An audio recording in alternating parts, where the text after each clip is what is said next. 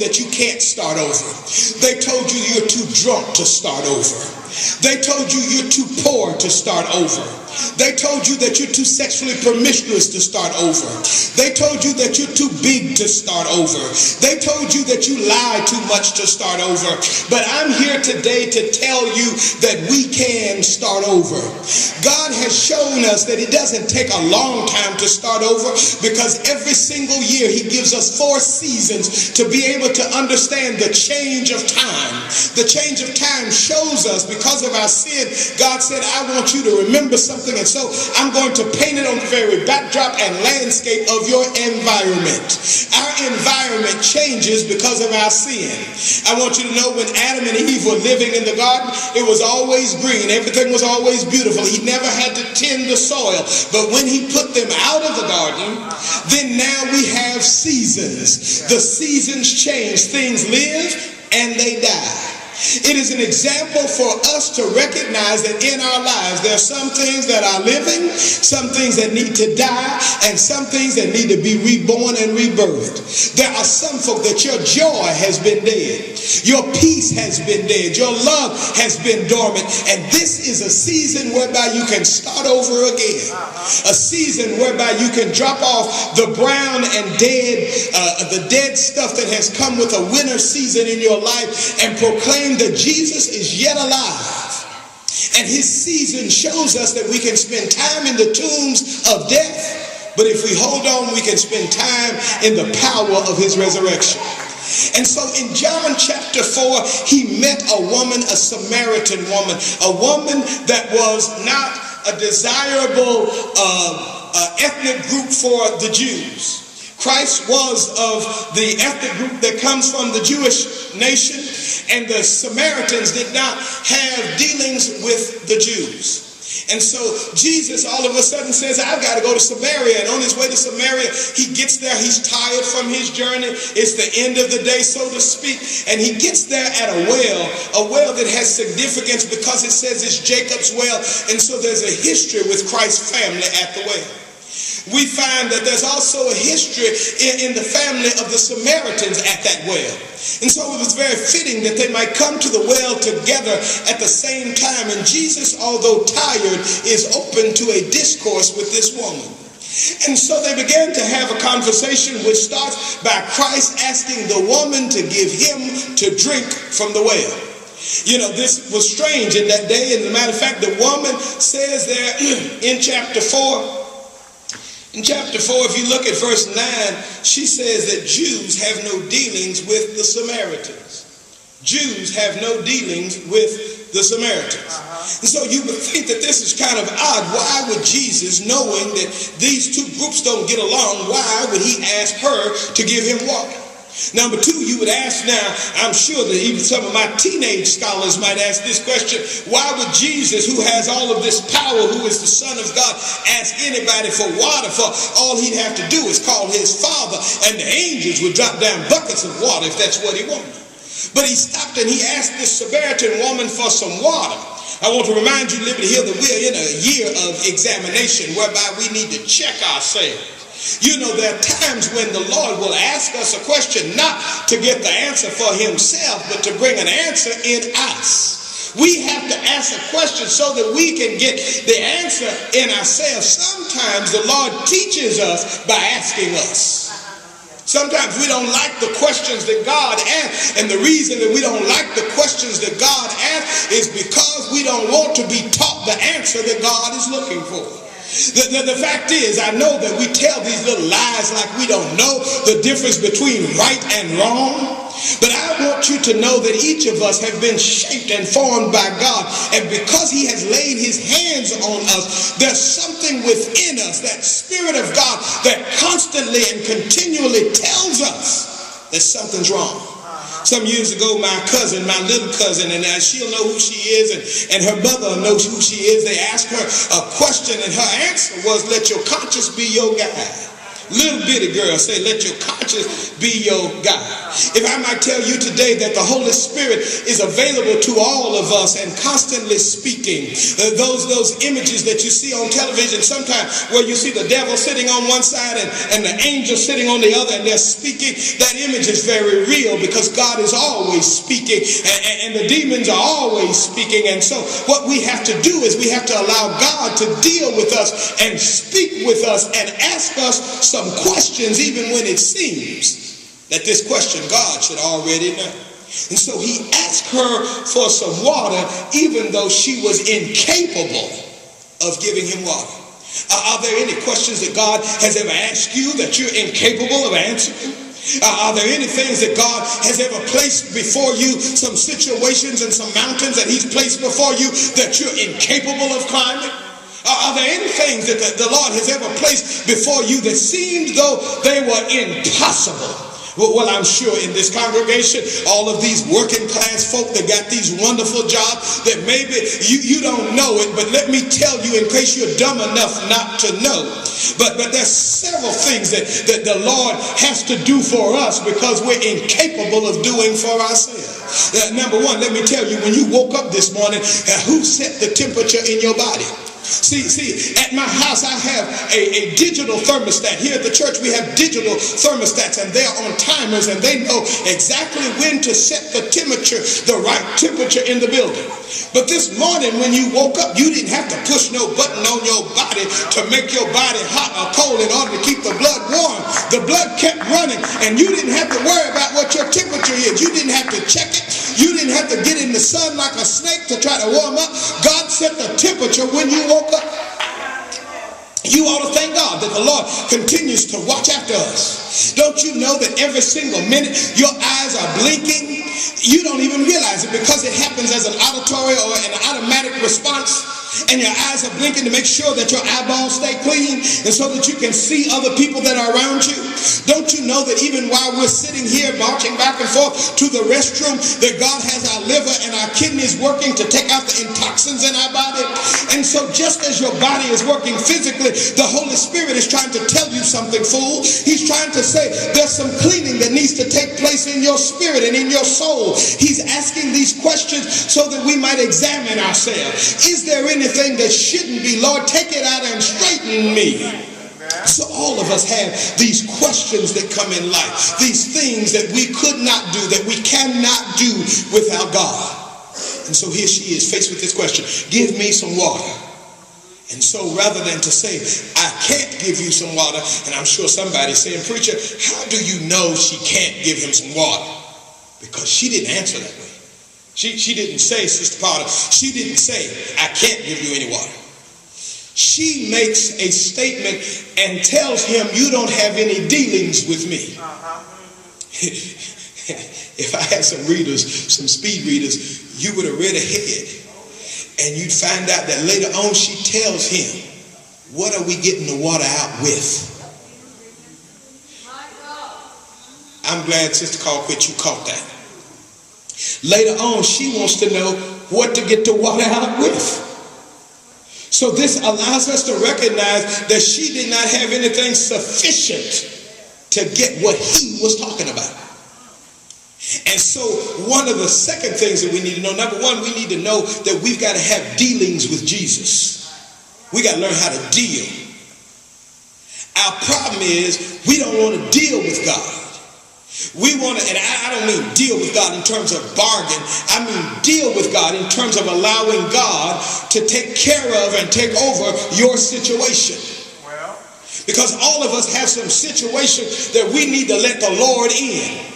Because we've been busy trying to do it our way.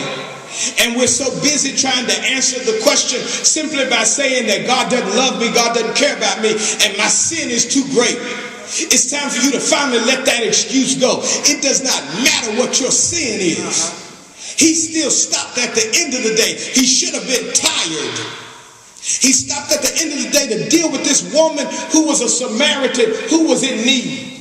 And so today, for all of us who have come to the church and finally we've got in here and we're still saying, I don't know why I'm here because I don't feel comfortable at church. I'm too great of a sinner. I've done too much to come to church. I don't belong in church. I'm not worthy to come to church. I'm not worthy to be in God's presence. And I know that everybody's looking at me because they think I'm different. Let me tell you something. That's the trick of the enemy to make you think you're different.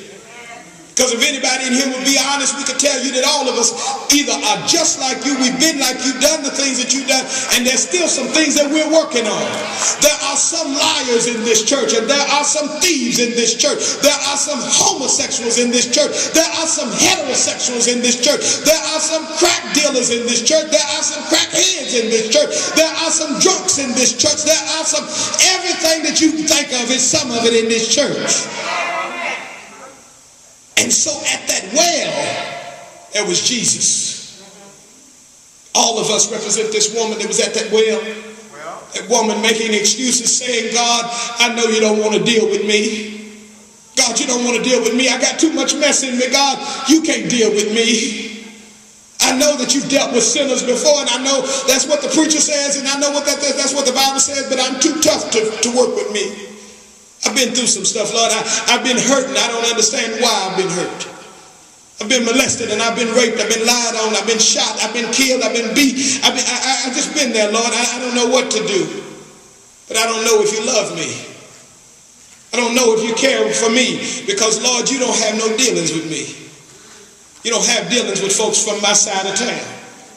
You don't have dealings with folk on my street corner, Lord. You don't have dealings with folk like us, and I'm just at the well. If you would just let me alone for a moment, I just came to get the water that this well will bring. Jesus says, you don't know what I can give you. We ought to know that God is dealing with us, but then we ought to know what the gift really is. Because he said, I can give you something. I can give you much more than this well will bring me. Let me tell you, we live in a society that lives as close as we possibly can to Jacob's well. Some of us come to Jacob's well because we feel better when we're driving a new car. Some of us come to Jacob's well because we feel better when we're living in the right house in the right neighborhood. That tries to quench our thirst, but only for a short while. You get the car, you drive down the road, and you play with the trinkets, and before you know it, the bill on the car becomes more burdensome than the car's great joy that you thought it would bring you. Some of us think that we would just have a better time if we had a bigger house and more rooms, and if we had the hardwood floors and the ceramic tile. As soon as we get it, we find out that we just got one more room to be sad in. Oh, there's a lot of us who are living by the well, and we're trying to get out the water that Jacob well has. Some of us it's relationships, and some of us it's sex, and some of us it's lies, and some of us it's money, and some of us it's our job, and some of us it is about being known by everybody. So we come to the well, and we're trying to get from the well, and the more that we get from Jacob's well, the thirstier we become. Come on now. The more that we get, the more that we have, the more that we can get, and the more that we can, we just sadder than we were before, with more stuff and more debt, more bills, more burdens, more problems. Still standing by the well, trying to get our thirst quenched. Somebody came to the church this morning. You came to the church this morning because it was your last well. You've been to some other places and you still have that thirst, and this was your last well. I'll try it one more time. I'll go by the church. I'm glad that you stopped by here because Jesus said, I've got something that'll keep on coming and you'll never thirst again. I've got something for you no matter where you come from, no matter what you've been through, no matter where you are today. I've got something. And you say, still, Lord, I don't think so. I don't think so, no matter what the word says. But I just want you to see that one verse. I want you to see that verse. If you look at that verse, she says in verse 11, Sir, thou hast nothing to draw with, and the well is deep. From whence then hast thou that living water? You can't put limitations on God. Oh, see, I don't know how it works. I'm not supposed to know how it works. Yeah, I could tell you. I stopped by the university long enough to learn how to read and write. I stopped by the university long enough to find out about the great philosophers. I stopped by the university long enough that I can still barely count, but I do know when somebody's taking my money. I stopped by the university long enough to find out that life is not always fair. Stopped by there long enough to get the fundamentals, and I've learned some things. But then there were some things that I tell you, Brother Hugh White, that I need to go back and ask them for a refund. Because all that they taught me, they left out the most important part. They never gave me the kind of dipping spoon that I really needed. Oh, I've got a dipper for my ABCs. I've got a dipper for my 1, 2, 3s. I've got a dipper that'll show me how to take out a loan and get a car. I got a dipper that'll show me how to put some colors together and make sure that my shirt and tie match. I've got some dippers like that. At the end of the day, I need a dipper for life. Woman said, I don't have a dipper. I don't have a dipper. You don't have a dipper. How are we going to get what we really need? That becomes the question in all of my hardship and all of my trials and all of my burden. How do I get to that dipper? The dipper that will give me life. How do I get to the dipper where I can wake up in the morning with a smile on my face, even though I live in the homeless shelter? How do I find the dipper that gives me life even when I'm on foot and I do not have a car? How do I find that dipper? Because Jesus, it's not there. Oftentimes our conversation with Christ puts a limit on God. And so let me tell you what I didn't learn at the university. This morning, as I was happy about the reminiscent worship of my childhood, for just a moment, I don't know, some of you new folk didn't see it, but I could see it. I could see it in the eyes of my brothers and sisters who have journeyed in this spiritual life with me so long. I looked at Sister Kelly and I looked at Sister Monica. I saw Kelly. I saw Sister Brooks. We were yet children growing up in this church. And I could see it in your eye this morning as we thought back to our childhood, and you could see for just a moment 700. Not this beautiful brick wall behind, this beautiful blue wall behind me, but a plastic brick behind me. For just a moment, an old blonde-colored light oak organ that never played.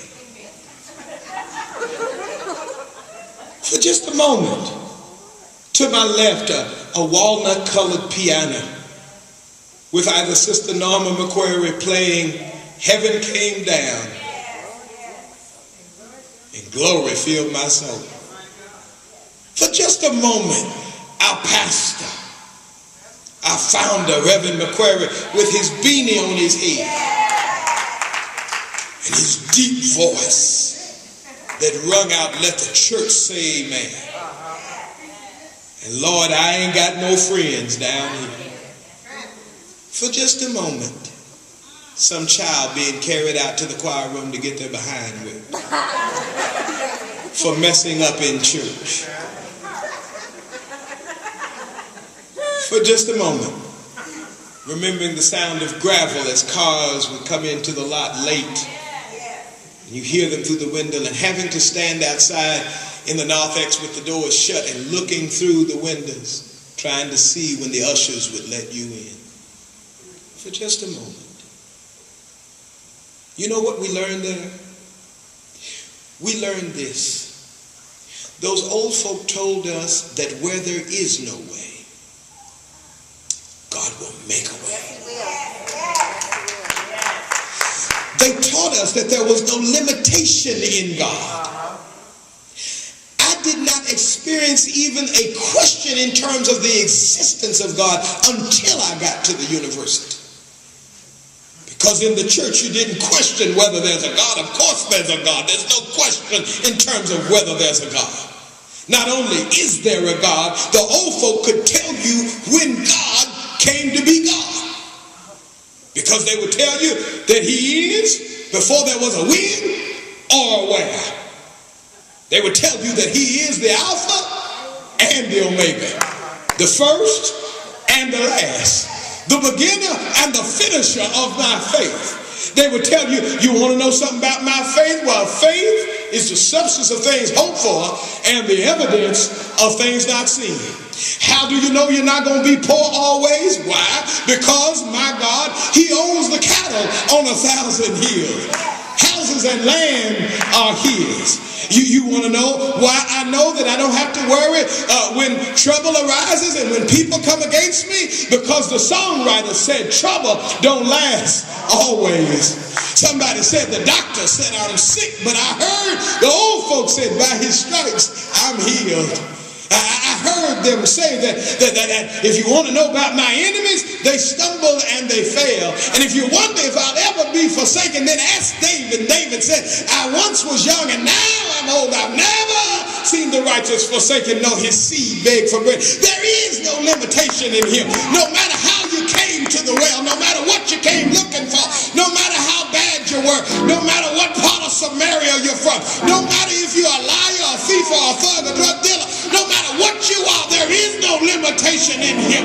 You can start over. You can become brand new today because he has the dipper.